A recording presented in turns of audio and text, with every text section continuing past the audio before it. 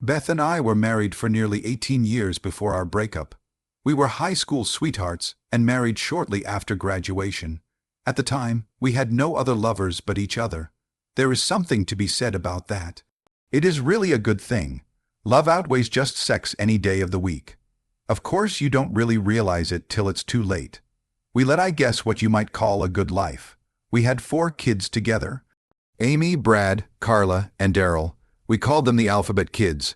After Daryl was born, I had a vasectomy. I didn't want the whole alphabet. What happened? What went wrong? We seemed to be a happy family. We were good parents and supported everything our kids did. We were like most young couples struggling to make ends meet. I worked in a manufacturing plant, and Beth started working at the local Walmart store. Once the 2 older kids started school. The younger kids started in daycare when one of us wasn't home to watch them. It wasn't the greatest thing to do, but in today's society, that's how it goes. Our love life started off great, like probably most young people. We did it all the time, day or night. As the kids were born, we did it less and less. It's probably that way with most families.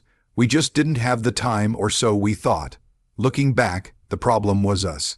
We started taking each other for granted. Our love life became a hurry up and do it.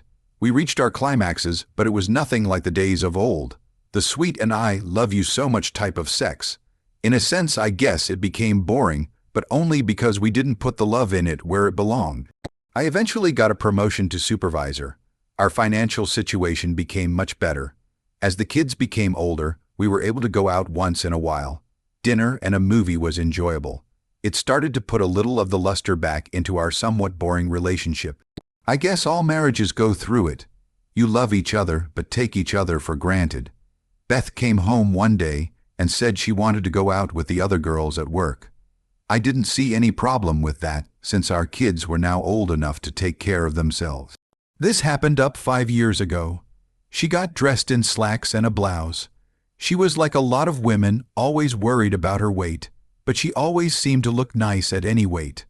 When she got home, I asked her if she had a nice time. She told me she did, and about some of the other girls.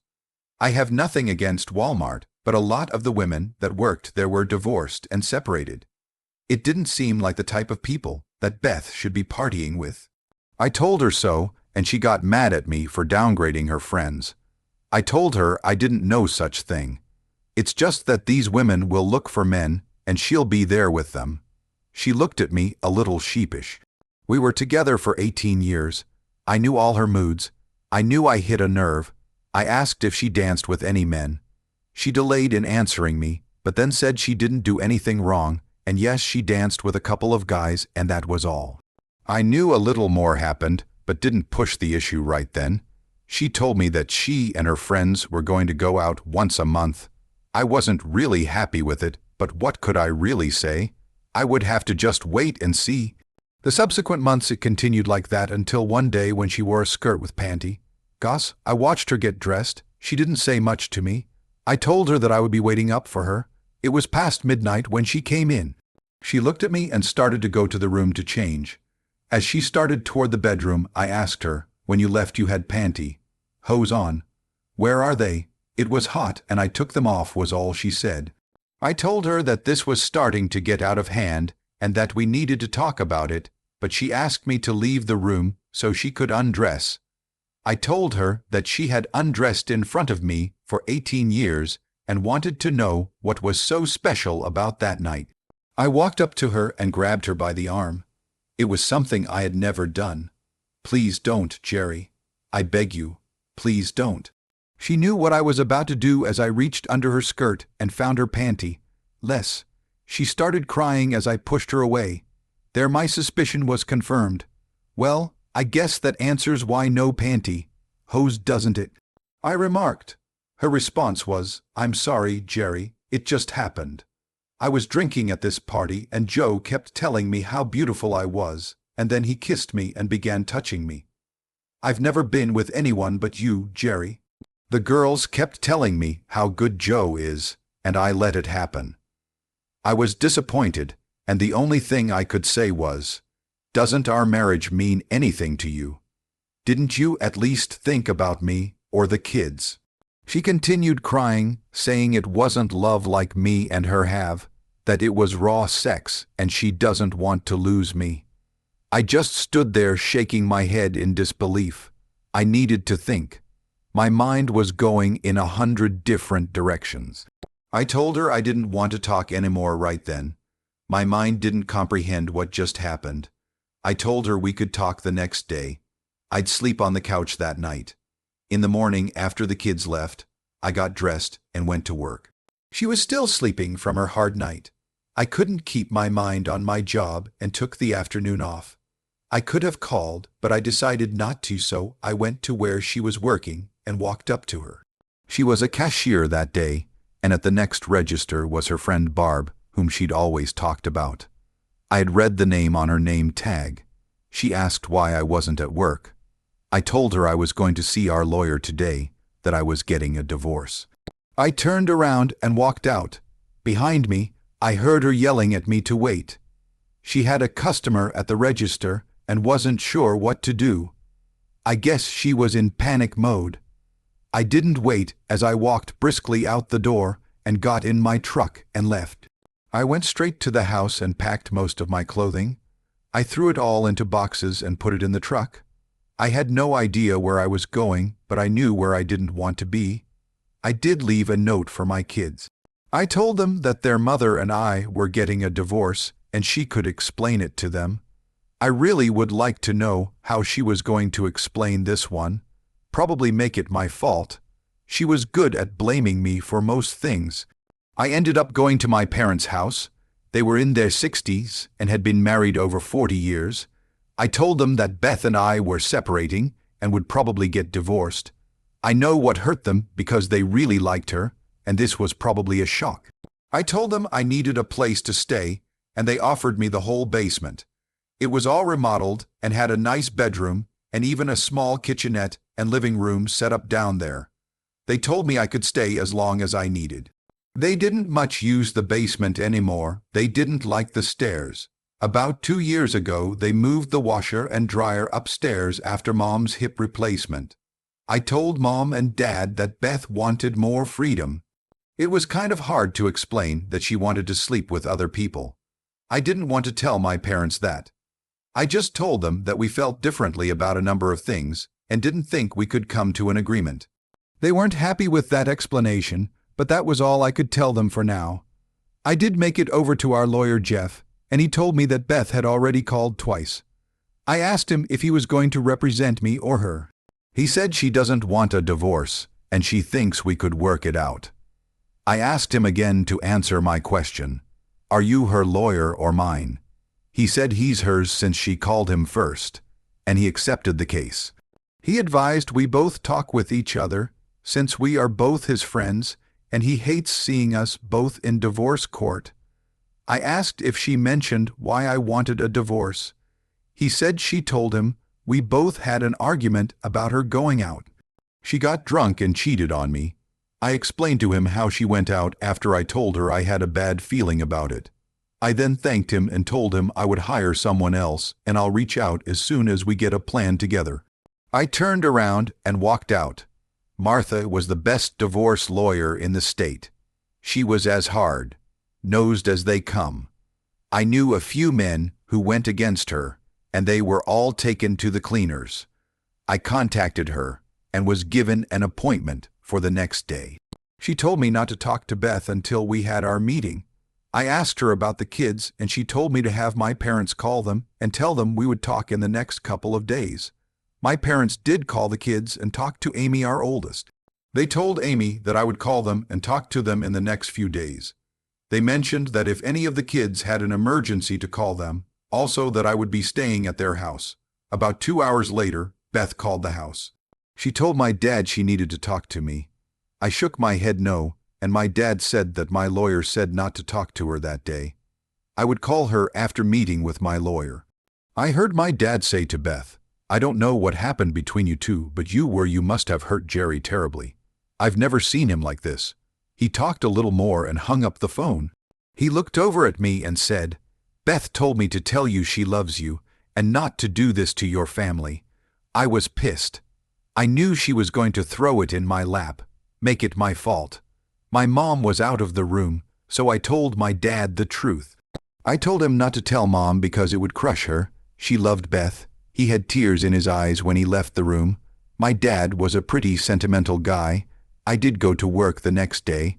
I wasn't allowed to accept personal calls in the plant, except for emergencies. I told my manager about applying for a divorce and to make sure no calls were forwarded from Beth as emergencies. I was glad to be working. It kept my mind focused on something else other than her. I met with Martha after work. She asked what I want to happen. I told her. I wasn't really sure. I love Beth, and I don't want to destroy her or anything like that. I just can't live with the lifestyle she wants. I'm not into sharing her, and I'm not interested in having sex with just anybody. I am somewhat worried about the kids. I know they're older, but I don't want her burning every Tom, Dick, and Harry to the house. Although I don't think she would do such a thing, but I didn't think she would cheat on me either. Martha replied, "People go through this every day. We can do whatever you want. I take you don't want the affair situation publicly known for the sake of the kids. You need to support them, and we can pretty much dictate the amount. You can give or take whatever you want. You're in the driver's seat here. We might have to use the affair as a weapon to get things settled, but we'll go for irreconcilable differences in the end. Is that all right with you?" "You're my lawyer.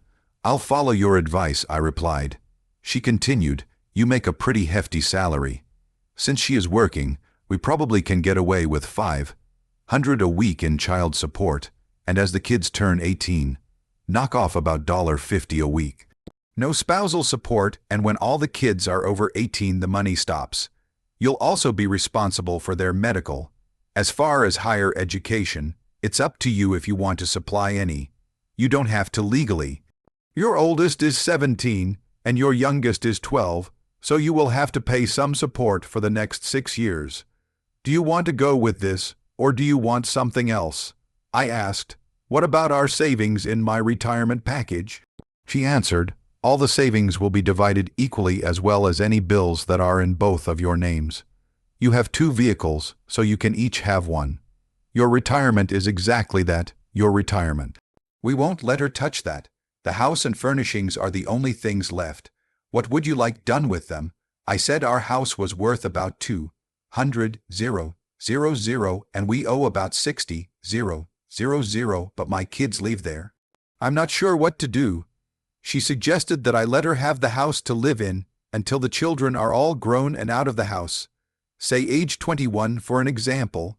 At that time, the house will be sold, and the money divided equally, or one of the 2 parties can buy the house at half the worth minus what's owed on it. She will be responsible for half the house payment. I agreed with her suggestion. Then I asked what if either Beth or Jeff want to fight it. Her response was, "Then we pull out the big guns and bring up the cheating. I'm pretty sure they don't want that. If they do, then we'll ask for custody and a 50-50 split of everything, and of course no support since she won't have the kids."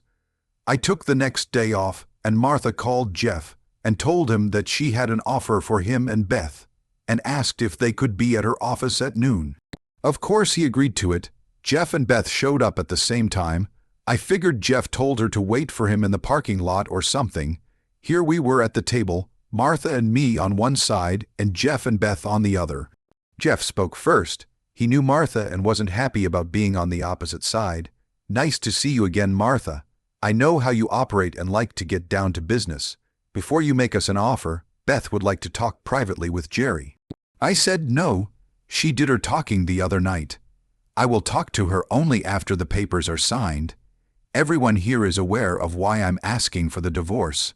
I looked directly at Beth. "If you're afraid of having your love life being exposed, please listen to my offer." "I think it is most generous," Martha said. Well, that question was answered. Jerry has made you a very fair offer. He will use irreconcilable differences for the reason of separation. As you can see, he has given you a decent income while your children are living at home. The only debatable issue here is the house. I think he has been very fair in his offer here also. She handed a copy to Beth and one to Jeff. Jeff spoke again. "We need time to look over this document and see about a possible counteroffer. I will talk with Beth and get back to you in the next couple of days.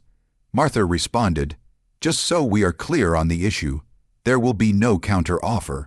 If you turn this offer down, which I believe would be very ill-advised, my client will file under adultery and ask for custody of the kids and the house. Beth looked up and was crying. Martha was playing hardball, and it hurt me to see Beth cry. She grabbed a pen and asked where to sign without even reading it. She was crying full-fledged tears then. She was afraid of losing her kids. Martha replied, "Ma'am, please calm down. Jerry doesn't want to hurt you or the kids. Please take a day or so, as Jeff has suggested, and see if everything is agreeable. Maybe we have overlooked something. I'm sorry about my threatening tone, but I wanted to make it clear that we are offering a very good settlement here. Jerry is seen to it that you and your kids are well taken care of. So please take the document and discuss it with your lawyer and Jeff, and I will discuss it, say, tomorrow." Beth looked at me while her crying lessened some. "Jerry, I do love you no matter what you think. I was just hoping that we could put some time between us and maybe get back together, but I see that you have already made your decision." "No, Beth, you made my decision for me. You want the freedom to do as you please, and I'm giving it to you. The only thing I ask is that you keep your lovers away from my kids, or I'll take them from you." "That's a promise." She started crying again as she hurried out of the building. Jeff said goodbye to us and told Martha he would probably see her the next day. Martha looked at me and told me it looked like I would win this case. I told her there are no winners, only losers. I lost the only woman I ever loved, and my kids now live in a single-parent home. No, we didn't win. We just got a fair agreement. My daughter Amy drove the two youngest over to my parents to see me. I was happy to see them. They kept asking questions, and I kept telling them that their mom and I weren't getting along, and we didn't see eye to eye on some major issues, and we would be getting divorced. I tried to explain to them that their mother and I would always be in their lives. We just wouldn't be together. I hugged and kissed them all as they told me how much they loved me. I told them they could always call me or Grandma's house. Brad showed up a little later. "Dad, I have a question for you. Did you cheat on Mom?" "No, Brad, I would never cheat on your mother." "Why would you ask me, Dad?" "Well, Jim and Travis, my buddies at school, said their parents are divorced, and in both cases their dad was caught cheating on their mom. I was hoping you didn't do something like that. God, I love you, Dad, and I'm going to miss you. Brad, you won't be missing me. I'm not leaving the country. I'll always be here for all you kids. It will just take some time getting used to our situation." Well, the divorce was finalized, and I kept my promise to the kids. I went to most of their school functions. I saw Beth at most of them. She was a good mom, and if she was having any affairs, she was keeping it very private. I might mention here that Beth and I were always on speaking terms. We got together for the kids' birthdays and other special occasions. The only agreement we had was she wasn't to mention her dating life to me. We talked about the kids' holidays, my parents. No topic was off limits but her love life. A couple of times she started to say something about a male friend or something along those lines, and I would get up and leave. The agreement that Martha and I wrote up were all signed. I wasn't there when Beth came in to sign it. Martha told me Beth took it pretty hard.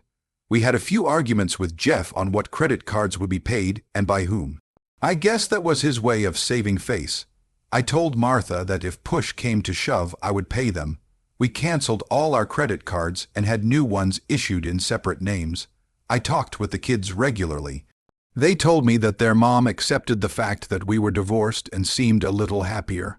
I asked them if she dated, and they told me no. She did go out with girlfriends about once a month. I think I cringed when I heard that. I never did have that heart-to-heart with Beth. She wanted the freedom to explore, and that wasn't my thought in life. We don't marry someone and decide to find new attractions. It was the way I was brought up. As I mentioned, my parents were married over 40 years. Maybe we did get married too early, and she didn't get a chance for whatever it is she is seeking. I never explored the sexual realm either. I was happy with Beth. Going back a couple of years, I should mention that I did start dating again. I went out with a few women from work. At my age, most women I met and dated were divorced. I did have intimacy with a few of these ladies, but it just wasn't the same for me. I mean, it was good and I treated them all with respect, but I always thought about Beth. It's funny how you can't just shake it off and go on with your life. I tried, believe me, I really tried. All the women I dated just didn't do it for me. My best days were the family events when I could see Beth. One night, I went out with the guys from work. They said they knew a noisy lounge where the women hung out. Of course, you know who I saw there. It must have been ladies' night out. I looked up and there she sat. It was funny, though, because there weren't any men around them yet. I didn't know any of the women she was with. The only one I ever met from her work was Barb, and she wasn't there. I walked up to Beth from the side so she didn't see me coming. I asked, "Would you like to dance?" She asked, "Jerry, what are you doing here?" I replied, "Just out with the guys." "Are you waiting for someone, or do you want to dance?" "No, I'm not waiting for anyone." "Then yes, I'd love to dance with you. Let me introduce you to my friends." She rattled off a half-dozen names and then said, "These women all belong to our card club. But once every 6 months we go out instead of playing cards, and it just happens to be tonight. Now, how about that dance?" We went up to the dance floor, and we had 2 slow numbers in a row, and then the band started a fast one. I said I never could dance to those type of songs as I walked her back to her table. She seemed sad that I took her to the table. "Ladies, it was nice meeting you. I better get back to my friends." As I walked away, it just didn't seem right. I didn't want to see if she was approached by another man. I told my friends that I had to leave and would see them later. As I walked out the door, I turned and saw Beth staring at me. The next day, I got a call from her. She said it was nice to see me out and about and enjoy being with me. She asked me if I would help plan Amy's wedding reception. My oldest daughter was going to get married. It seemed like just yesterday I held her in my arms. Now here she was ready to start her life with her boyfriend. It's funny Beth called the day after I had seen her, since I knew Amy's wedding was about a year away. I told her I thought it was a bit early since it was so far away. She told me that reservations and such have to be made way in advance. I suggested she give Amy a call and make the plans with her. After all, it was her wedding. After they got their ideas on paper, I would look at the financial end. She said that was okay, and she would give Amy a call and get things started. I wanted Beth to know that one dance does not put us back together. I called her about a month later to ask her how the plans were coming along. Carla answered the phone and said that she had gone out with friends. I was aggravated but really had no right to be. By this time, we've been divorced for over 3.5 years. I did ask Carla if her mom went out regularly, and she told me about once a month. In the subsequent months, all our free time was spent getting ready for Amy's wedding. I did have lunch with Beth, Amy, and my son Brad, and Amy's fiancé of Ben. We were headed over to be fitted for our tuxes. I hadn't worn one since our wedding almost 22 years ago, and I swear I looked like a penguin, but Amy and Beth both said I looked handsome. I came and flew by so fast, and before I knew it, it was time for the wedding rehearsal. I went over to the church and did all the things I was asked to do. No big deal as Amy and I walked down the aisle, and I did some silly things like hopping and skipping, nothing bad, just having a little fun. I remember the pastor saying that it would be different the following day. We might be nervous, so we should try to remember our parts. I thought, yeah, walk down the aisle and later say, her mom and I.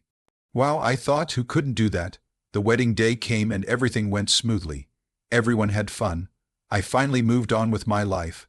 I hurt for a while, but I was putting it all behind me. Did I love Beth? Of course I did, but her wrongdoing was unbearable. A while later I met someone. She was a few years younger than me, beautiful, articulate, and funny. She told me she was divorced. She had 2 kids that were barely teenagers. When I asked her what caused her divorce, she said, a cheating husband. He wanted the so-called good life, you know, the include other people style. It wasn't for me. I'm a one-guy kind of woman. I also have to think what's best for my kids. I told him to go find a woman who thinks like that, but it wasn't me. We dated for about a year, and I asked her to marry me. She looked up at me and asked what the marriage vows meant to me: to love, honor, and obey till death knew us apart. Richard or poor, sickness, and in health, to make love only to her and none other. I can do all that except the obey part, I laughed. We were married, and all my kids attended the wedding. At first, they were reluctant to attend. I had them come up before the wedding, and they met my future wife face to face. They saw the kind, gentle person that I saw. Of course, Amy was married already, Brad was planning to, and Carla was dating. Daryl and Carla were both still in college. They knew I needed someone in my life. Mom and Dad fell in love with my bride-to-be also. They drove up for the wedding. They knew my life was back on track. My wife looked beautiful as hell. Why any man would want to share her was beyond me. We went on a short honeymoon and stopped by Mom and Dad's on the way back. I showed my new wife the town I was from and the house I used to live in. We headed back home and began our new life. It was a simple life, but we were happy with it. We did enjoy it to the fullest, and our lovemaking was terrific. I don't know what Beth is doing anymore. The kids see her and say she lives alone. They said she seems to be doing okay. As far as dating goes, they think she does, but doesn't really talk about it. Of course, they love their mom and do watch after her. She'll be all right, they said. I just hope she also finds happiness. I guess I'll never know. Thanks for listening. Like, share, and subscribe to the channel to listen to more stories like this. Take care.